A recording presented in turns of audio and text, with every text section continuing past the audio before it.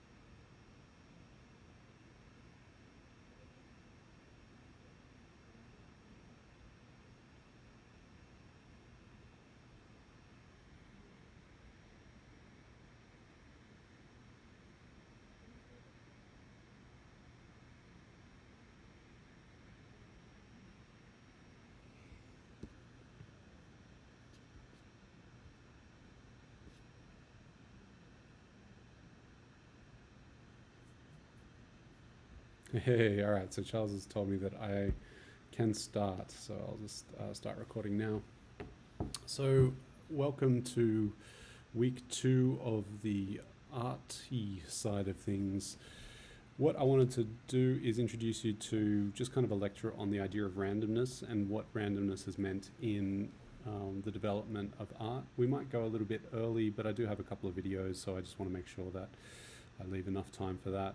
But basically, one of the things that randomness often sends to us as viewers is we notice that there's randomness, and we in anything, whether that's a language or whether that's a sort of artistic expression, when we might see something, we might see it as random initially, and that can sometimes be a put-off. If it looks too random, we don't want to engage with the work.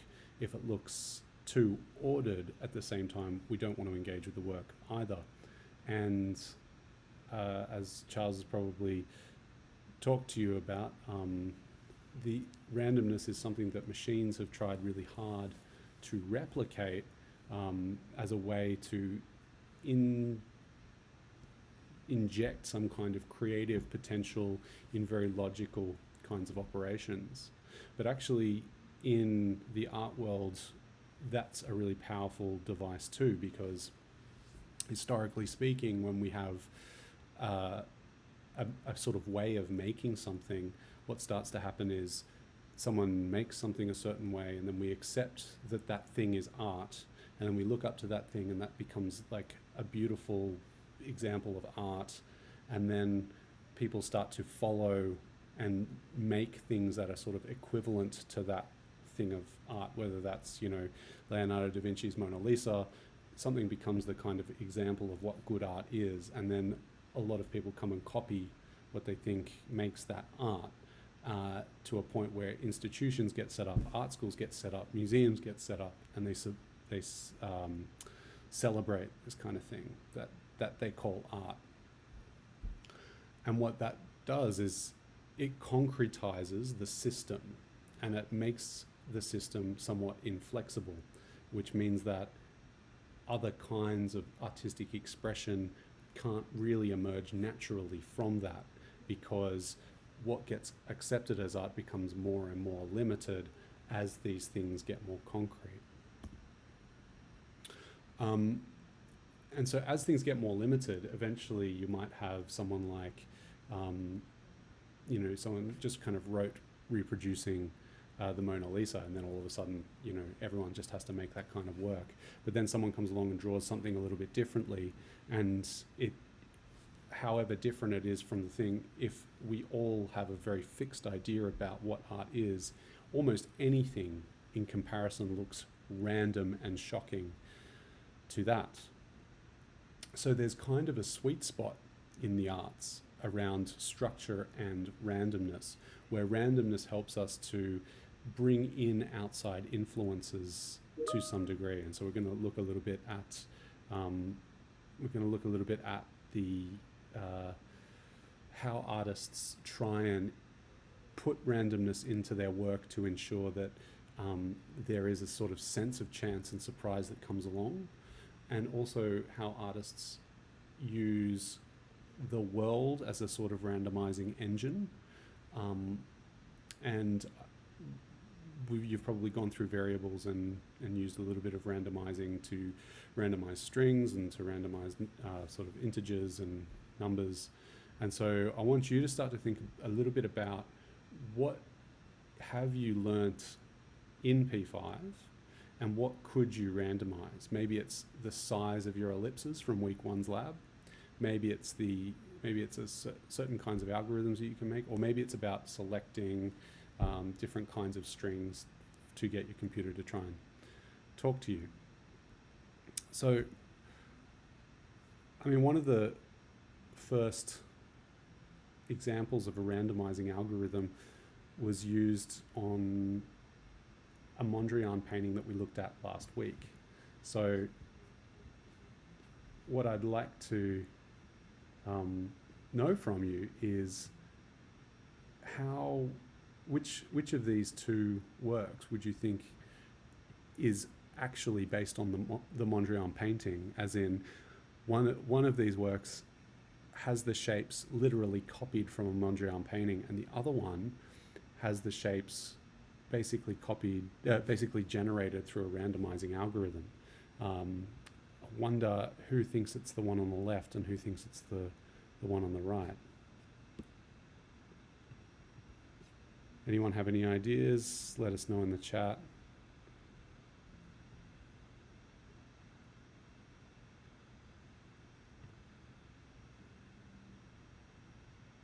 Just going to check the chat.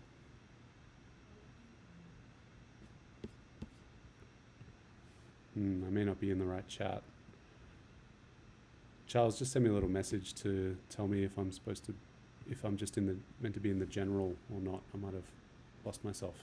Anyway, until I've resolved that, I shall continue. We'll come back to that one. So what happened in the early 20th century was exactly what I just said about there was this sort of concretizing where surprise had basically started to elude the world, and everyone was seeing how modernity and all of the systems that had become in place in modernity, everyone was starting to see that that was leading to World War One.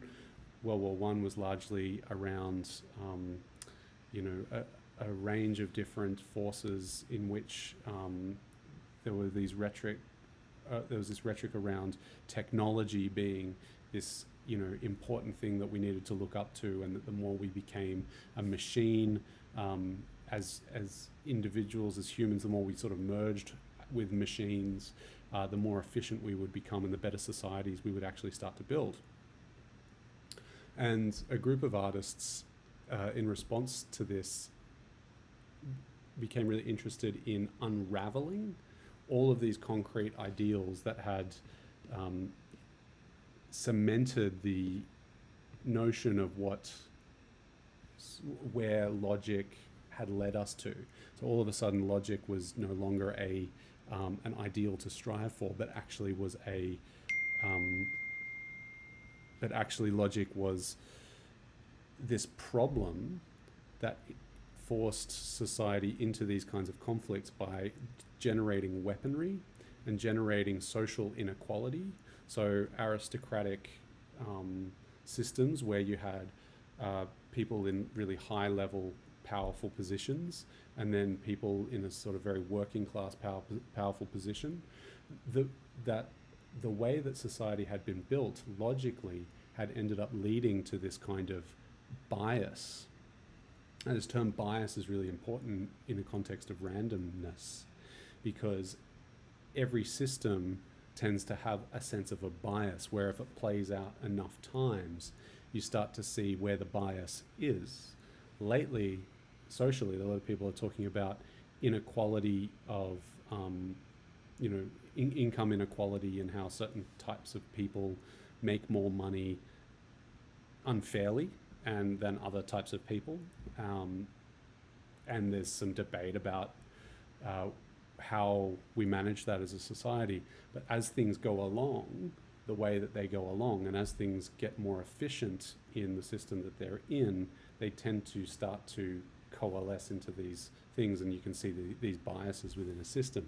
And in World War I, that bias was coming through as like serious international conflict, a whole lot of horrendous weaponry, and huge destruction of human beings on battlefields in the most mechanical and alienating way. And so the Dada artists were really interested in making things purely out of randomness. Even the name Dada means, there's sort of two meanings that it has. One is it just means yes, yes, and the other is that it is Russian for a hobby horse, which is like a sort of toy rocking horse type object. So it was completely ill-fitting for an art movement, and in fact it was anti-art, because they believed that it was also the arts that had contributed to concretizing the world the way that they had.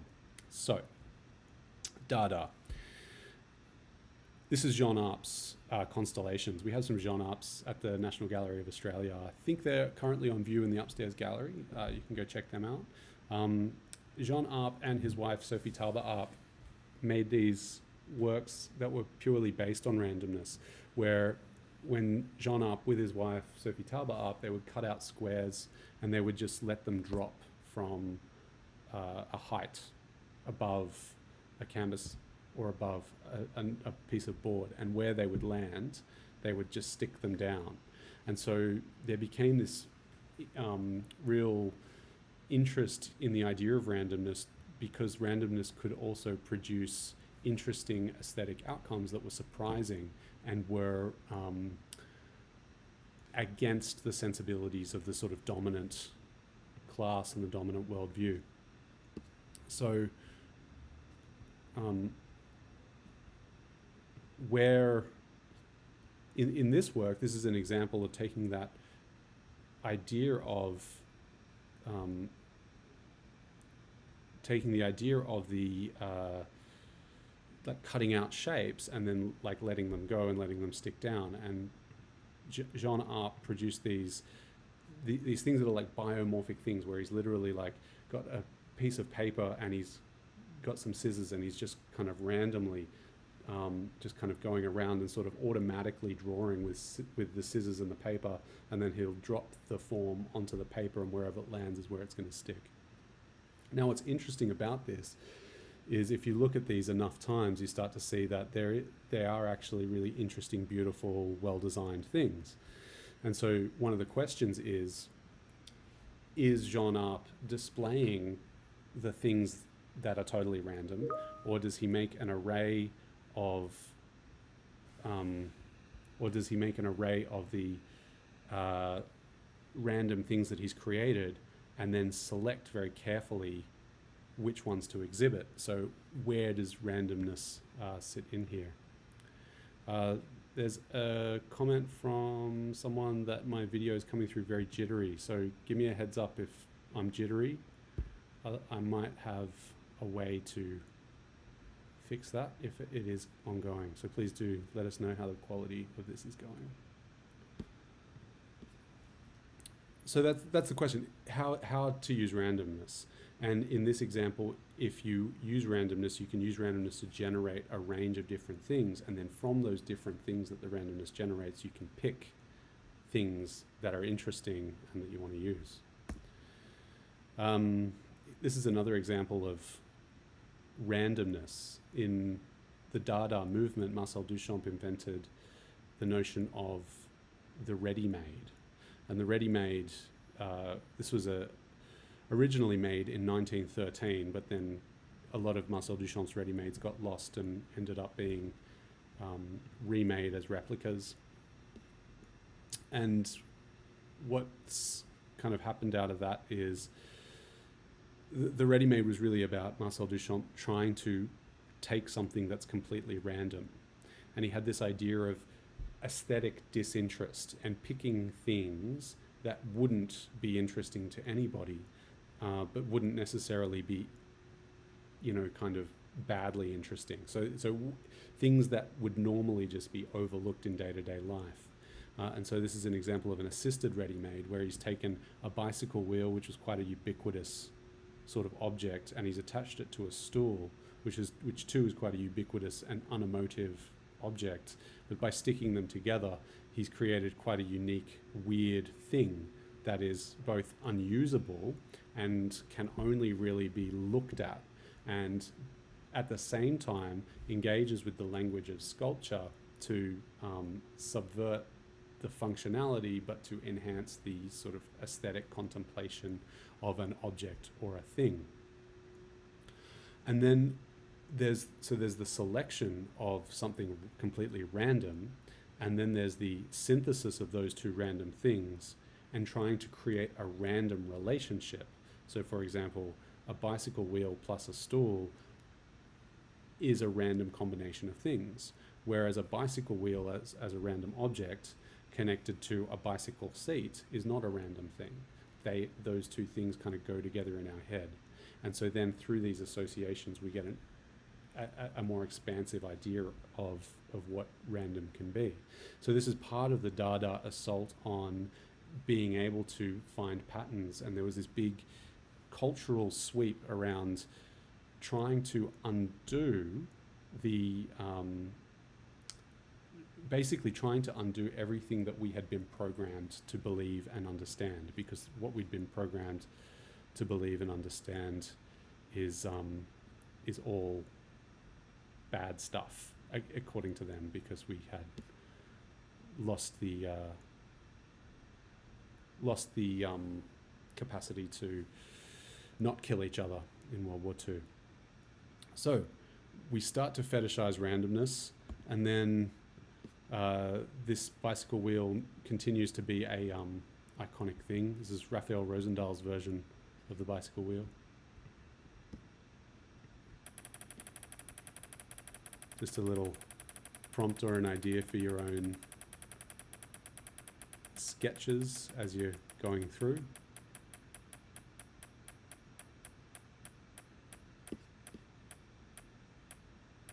We'll let that keep rolling.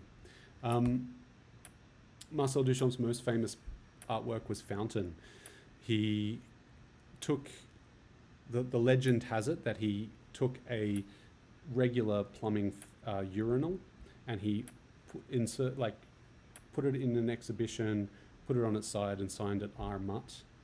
And by doing that, it was completely defunctionalized, put on a pedestal, put in the context of art, and so was therefore also a sort of thumbing the nose at the art institution about what is taste, what is not taste. Do we look at this by its sort of sculptural qualities? Do we get disgusted at this by how it's something for defecation and excretion? This is an interesting case because more recently it's come under question about whether it was actually ready-made by Elsa von Freytag, who was somewhat really the opposite of Marcel Duchamp. Marcel Duchamp was someone who was trying to make these ready-mades that were completely uninteresting and completely random. Whereas Elsa von Freytag was really interested in perverting systems of good and bad taste and taking notions of sensibility and taking, if society said that something was good taste, her intention was to show them as bad taste as she could. And so she was a writer, and she was involved with James Joyce and his writings, and they published together, and she stood up for him when he was kind of banned for obscenity and those kinds of things. But she really loved to push bad taste, and she did so with an obnoxious kind of absurdity. And this is an image of her from the day. from before about 1927. She had a pretty tragic life where she was in and out of jail for pushing against bad taste. For example, she would sometimes get caught in public wearing men's clothing, and so that was an offence at the time in Philadelphia, and she was arrested for doing things like that. So she was trying to think about what is the logical structure that society expects from people, and what can she do to completely undermine that structure. So that's different. It's a different kind of randomness where she's trying to corrupt and insert randomness into a system that's fairly ordered by trying to give the sort of opposite of what's expected. Whereas I guess in Marcel Duchamp's sense of randomness, he's seeing art as supposed to be something of value, and rather than go all the way to bad taste necessarily, historically he would just go to something that was quite banal, and then by elevating that to good taste, that was its own kind of random obscenity in a sense. And so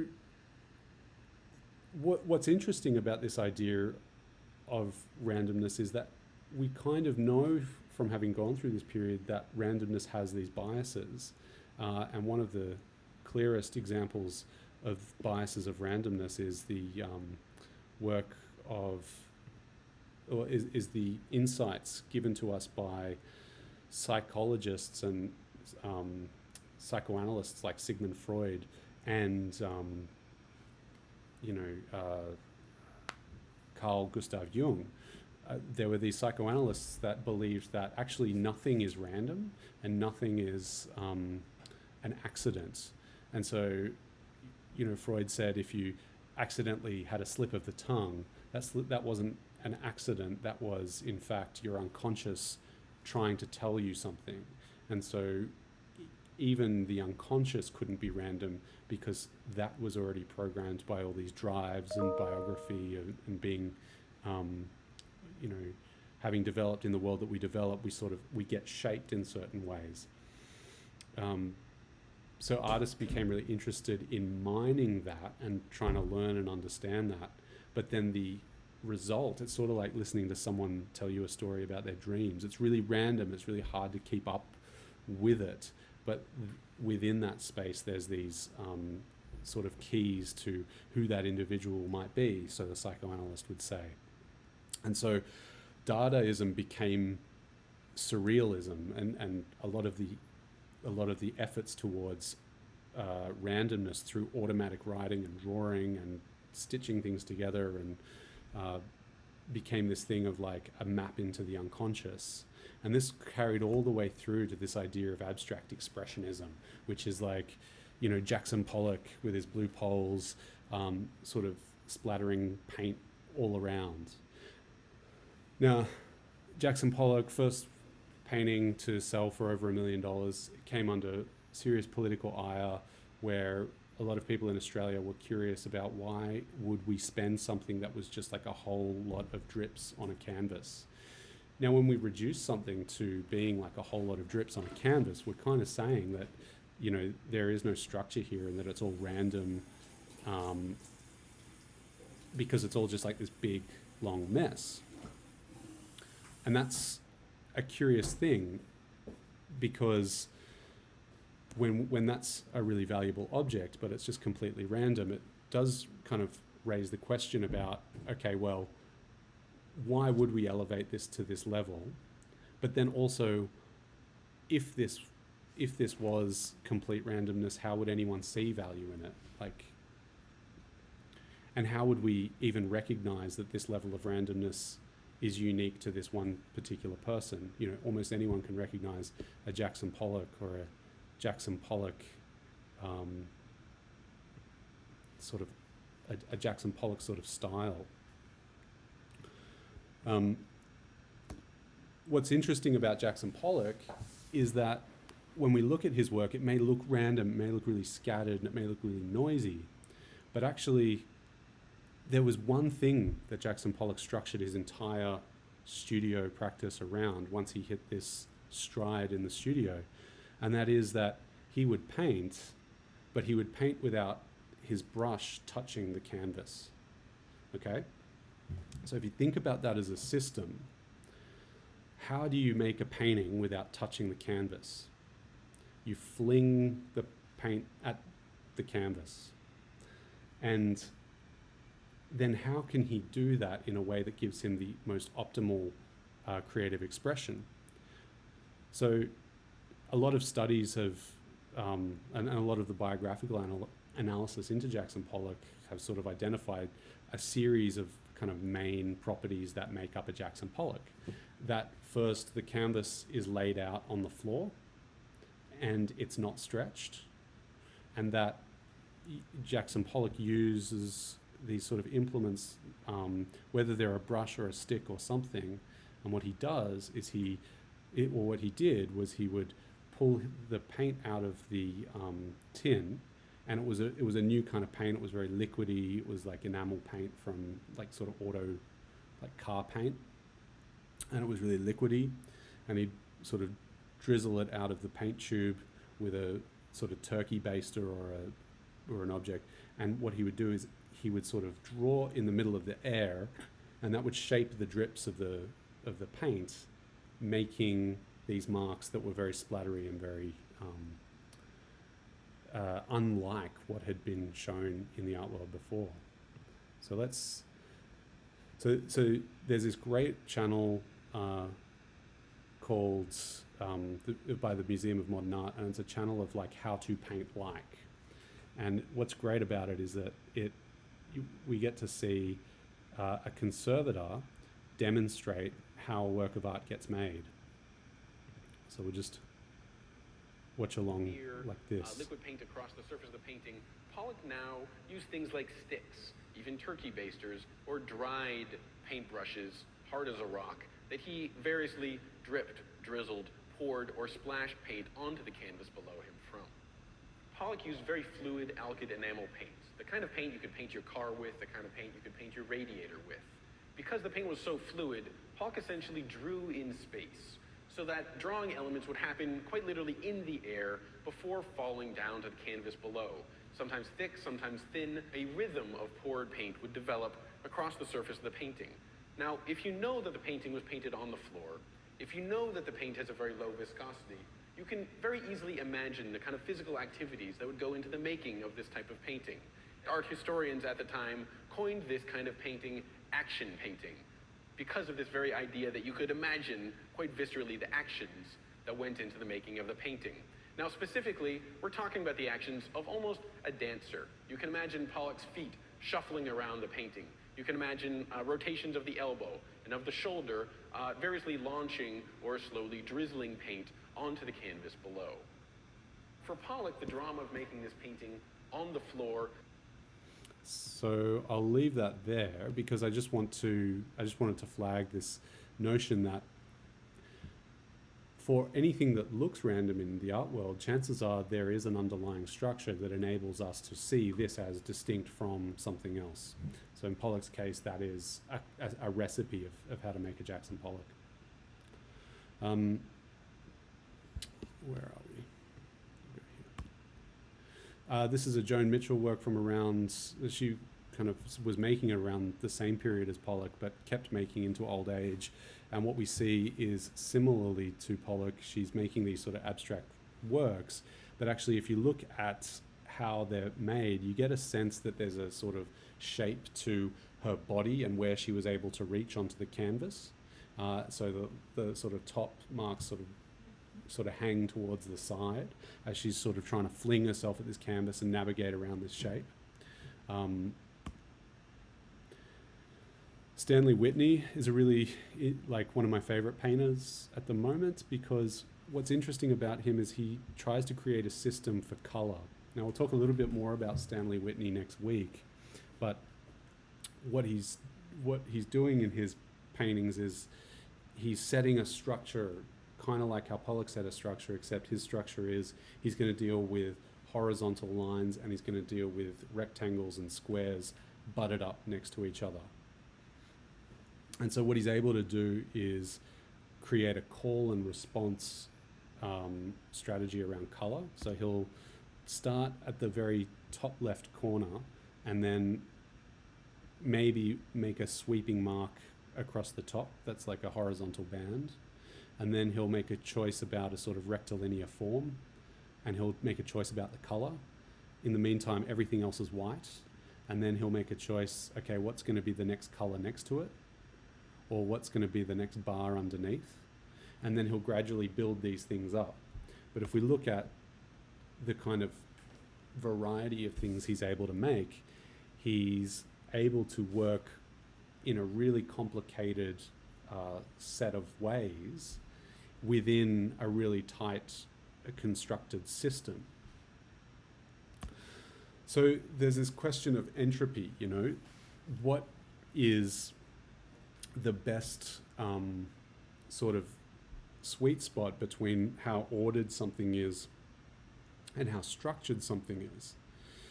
Because you remember that an artist lives for as long as a person lives, and they want to make something that can then, they can go deeper and deeper into and explore and build a world, explore and build a language. And one way that they do that is by arriving at a structure or a system of order that can proliferate a whole range of different sort of ideas and surprise experiences out of that system. So it's making a system that can produce exciting thing after exciting thing, rather than making a system that can produce just kind of boring whatever things, because artworks end up in galleries and sell for a lot of money. So if you're asking a buyer for a lot of money, this thing better be good. This thing better be fun to live with. So you can see even in the drawings, he's got this way of using colored marks on top of colored marks, and that still qualifies within his system. So by setting a certain amount of rules, he's able to play with randomness within and around that system.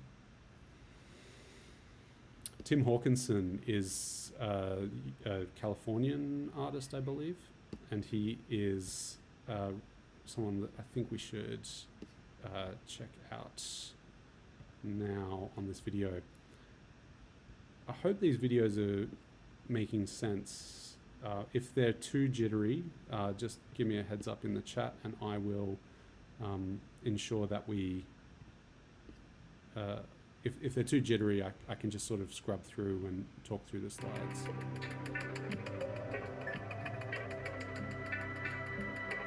So I'm just going to let this play. There's two sort of snippets from this episode that I want you to check out. This channel, Art21's like a really great resource, so check it out.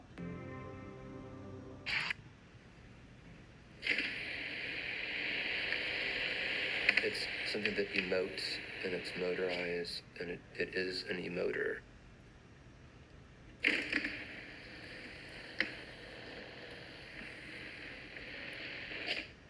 I can't make most of these faces myself. It's using my face because that's readily available, and I have exclusive rights to my face. It seemed, I guess, honest to just use my own face. I just took my digital camera and held it out and just took a bunch of shots. I took it into the developer, and he put it on his screen, and we photoshopped all of the features. We blanked out the mouth and the nostrils and the eyes, so I had just this kind of egg head, this with no features. Just thinking that I'd want to start with a blank face, and then I'd overlay the features from the other three kind of donor photographs. The brain of the piece, for the driver, is just picking up the light and dark patterns on the television. And there are 19 of these little suction cups that have little light-sensitive switches in them. So when a certain area of the screen goes dark, it triggers through these different mechanisms. It eventually triggers a motor in the face.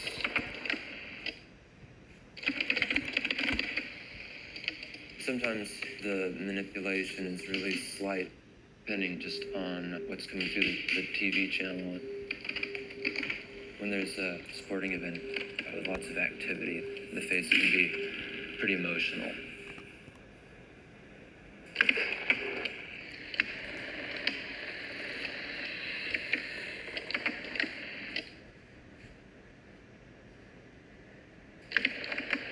I use my image or my body in a lot of the work as kind of jumping off point, but usually the... So with the emoter, he's, just to recap, what he's doing is he's playing with this idea of, there are sources out there on television or wherever, and if you can find a way to translate those through black and white sort of reading diodes on parts of a screen, you can actually use that as randomized input to control variables of which direction the motors are going. So some of those are like sort of, Boolean variables, like the part of the screen is either reading black or it's reading white, and then that gets translated into a movement variable where something moves in a certain direction. That's also Boolean and consistent to a certain space, but depending on how the Boolean variables trigger the different parts of the motor, that triggers a huge variety of different kinds of not just emotional expressions at once, but emotional directions occurring. So I want to show you the next part of the video is this like builds on that idea of those black and white Boolean variables, and then how he turns that into a sort of engine of expression.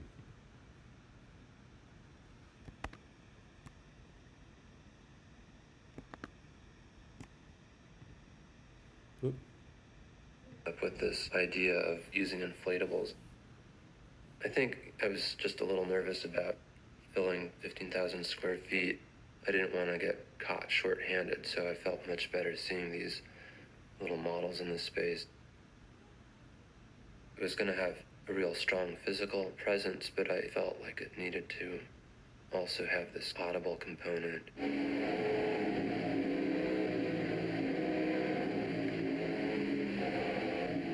It was a great moment when it was finally up and playing.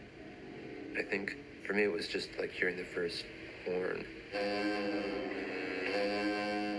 I was really concerned that we'd have enough air pressure to activate the reeds to really get a good tone out of them, but that we wouldn't like pop any balloons.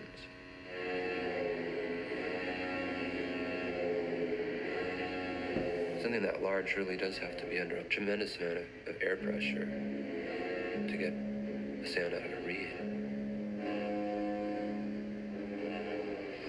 I used fishing net and tailored that around the balloons, and I was able to further define them, cinch them in. It was neat. It was a really quick way of controlling a huge volume. Mocha was one big, long, kind of narrow space. The gallery in New York was divided into like 6 rooms, one gigantic room and some slightly smaller rooms. I was afraid that the sound quality might be lost, but in the end I was really happy with the sound.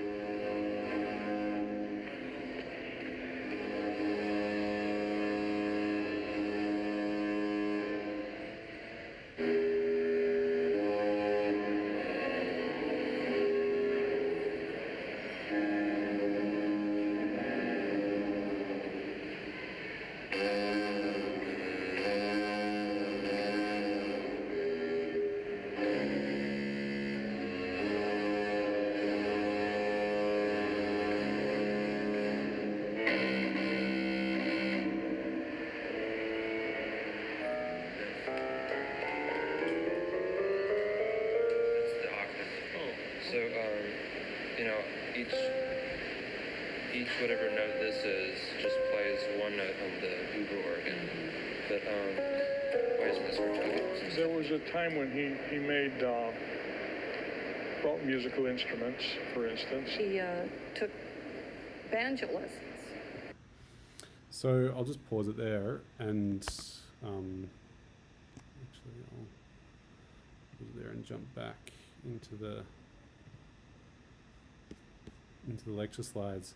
So in the Uber organ, what he's doing is he's taking this same idea of light and dark. So you saw those like big sheets of plastic that had like marks of black around them, and he's transcribed like pianola scores, which are like these sort of almost like Morse code looking scores that are fed through an automated computer, and it reads these scores in the same way that he's using this thing to read these scores. And they're, you know, he's collected pianola scores from like operas like Swan Lake and Christian hymns and transcribed them into this. And so as those black squares roll over a series of light sensors, they trigger something on and off. And so from that kind of range of music, which is very melodic and ingrained in stuff that we hear, that we're used to, that gets sent through this really complex, insane musical instrument that sort of really misshapes the kind of sound of, or the sort of music of those original scores, and turns them into a really like silly, absurd, comedic, but fun experience that doesn't feel at all like the original experience of the hymns. So, I mean, Tim Hawkinson is an example of a really interesting loosey-goosey artist that makes these really strange random experiences that are, in a sense, like silly dreams. Alan Mccollum is a contemporary artist that almost works in the complete opposite. And when he was a young artist, he noticed that his uncle was a TV artist. And if you've ever seen a TV artist is someone who makes artworks for a television audience, and the television audience will usually make the art alongside that person. So they'll make an artwork that they can tell someone else to make. And so this is his uncle on TV doing like a sort of Bob Ross style, you know, we're going to make the hill go this way, we're going to make the other hill go that way, we're going to draw a cylinder, that's going to be our lamppost.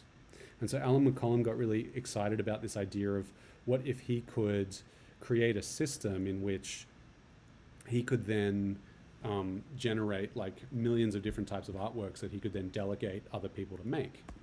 And so he has this system, this sort of library of shapes that he uses that can just generate millions and billions of arrays of different kinds of shapes.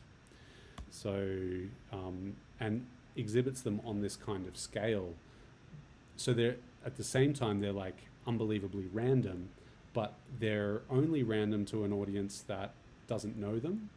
They don't mean anything at all.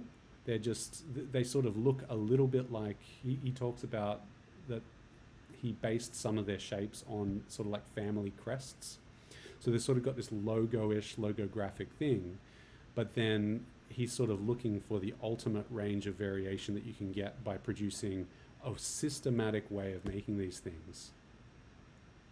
So these wooden ones, he basically just sent a whole lot of files of shapes that he had constructed to a woodworker that he'd never met before. He just found a woodworker online and sent him an email and said, I'll pay you this much if you turn all of these into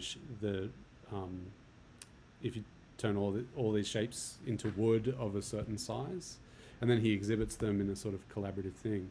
And this is the engine of his system. He has this series of sort of shapes that he keeps in quadrants on sort of like an Excel spreadsheet, and they're vectored shapes, which means they're sort of mathematically stored on the computer rather than as pixel vectors, as pixel dots. They're stored as equations, and all he has to do is pick any of the ones from the top left quadrant labeled A, and that will fit next to and alongside all of the ones on the B side, and then they'll sit on top of all the ones on the C side, and then they'll sit on top of they'll sit next to all the ones on the each side, and they'll sort of always blend in. So I'll show you what I mean. So it's just like a drag and drop system where every shape from that quadrant has to sit within the other.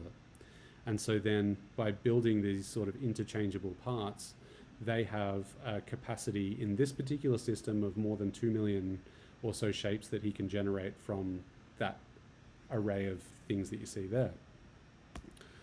But then he has these sort of necks. So you see that this is a 6-part work. And so there are necks that exist in between the top two so that it becomes a 6-part system. And once he combines 6 parts, he can make more than 3 billion shapes. So just by introducing small amounts of variables, it increases the sort of amount that can be randomly generated from this. So you know, he's making this system on like a clunky looking desktop sort of Windows looking machine. But the script in terms of making these things sit with each other is very, you know, basic. It's a matter of sit A here and then X amount of pixels to the right, sit B there, and then X amount of pixels down, sit C there. So totally doable from your standpoint. And then one way that he automates this even further is by building these arrays, and you can see that they're sort of separated in space. So A's, B's, and C's are separated in space. And then he can just drag the whole selection, and if they sit on top of equally spaced other works, he can generate hundreds in one click and drag. So I suppose there's a sort of few different ways that we can think about randomness. We can think about randomness as being surprise. We can think about randomness as being a sort of arena in which, if we build something, we need to know that it has a certain range of variability within that system, and we need some kind of driving engine to create that kind of variability. So when you're thinking about variables and using things like randomizers in your variables, that might be color, it might be size, it might be on-off randomizers. The random function is a really like fruitful way to just see how much variation is possible within a system that you create. But then the question is, what can you do to make sure that what you randomly generate has a coherence to it that a viewer or an audience can read and understand? The other thing I want you to take away from this lecture is, if something looks random, think about, take a step deeper and think, okay, I'm looking at this artwork, it looks really random. Have a think about what it would take to make that thing. And then you'll start to see under the hood around what someone does to arrive at something that looks really random. What is the system that's at play? Katarina Gross, there's a video link here, and I think in the other lecture slides. But in Katarina Gross, she's using these like spray things that are really like big and really obnoxious, and they spray stuff all over the place, and they introduce a whole lot of accident, but they also allow to create these strange kind of marks and then masking. So you know, this is her in a space, like in a massive space in the Palais de Tokyo in Paris, spraying, you know, kind of trying to fill up this space. And so her paintings end up, the randomizing engine in a sense is the colossalness of the space and how she has to sort of somehow tackle that. But then also the spray gun appears random. So then what is the engine driving how she works? This is something a bit more discrete. It's a painting on, it's like an acrylic on canvas, where we see these kind of like masked edges that she's used to sort of constrain and control some of the randomness in these sort of swipes around and swipes ups and downs. So she's kind of introducing layers as a way to find new marks and create some kind of visual structure. So, but in her case, when she does these big installations, the space gives the structure. And so by painting randomly all over it, we start to see the new site in a new way. So it's an important thing to think about. How does randomness fit into art? How does randomness fit into your work? And what variables have you used so far that you can kind of play with randomizing and see what kinds of effects that you get? So let's see. Is there anything in the chat? What can you randomize?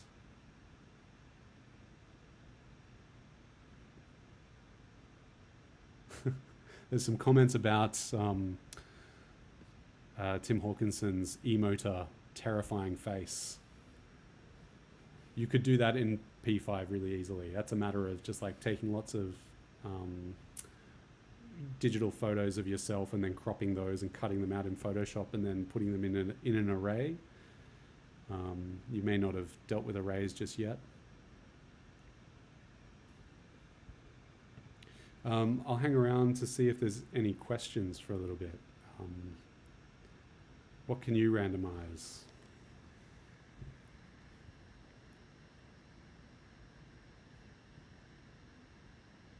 Or even how could you randomize an ellipse?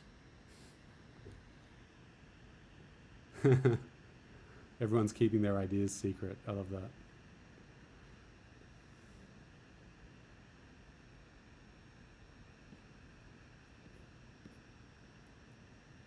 Colors, Jared. Yes, you can randomize colors.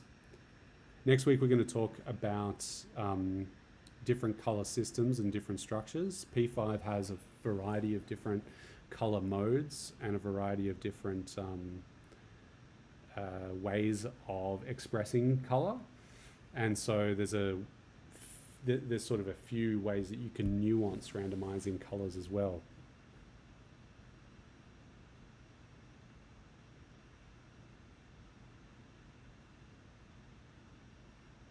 Yep. Sarah says anything that has a numerical value in the function can be randomized. To be fair, to be frank. Colors and shape. Exactly. The location of the shape is always measured in some kind of quantitative variable, whether that's window height, width, height, whether that's actually a fixed variable. So 400 as a numeric can be randomized by creating a variable of the value of 400, and then you can create an incrementer and a de-incrementer of a random amount. Yeah, movement, both speed and direction, exactly. Length, width, position. Julian likes to randomize the mark he'll receive for his assignments.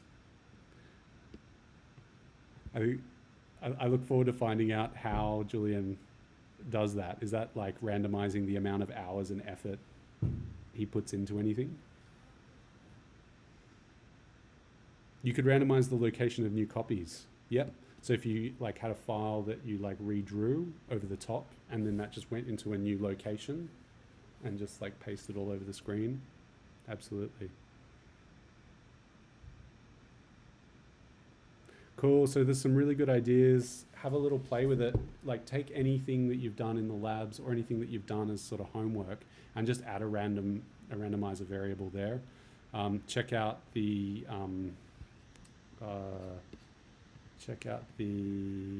P5 library random. Check out the reference library. You know, see what it says, have a little play with it. I'll chuck that in the chat.